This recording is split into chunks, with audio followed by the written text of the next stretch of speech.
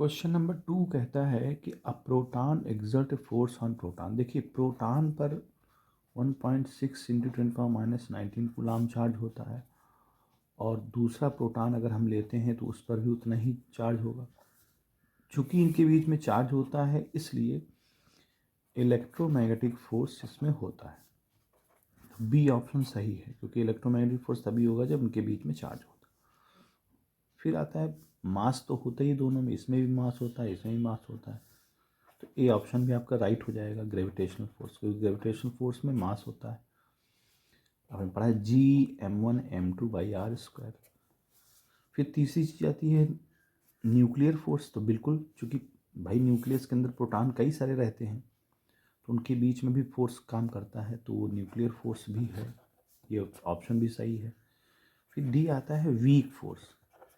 देखिए weak force नहीं होते हैं। न्यूक्लियर फोर्स हमेशा, मैंने पिछले क्वेश्चन में बताया था, न्यूक्लियर फोर्स हमेशा जो है स्ट्रांग फोर्स माने जाते हैं, इसलिए यहाँ पर ये ऑप्शन गलत है। तो आपके 3 ऑप्शन सही है, ए, बी और सी।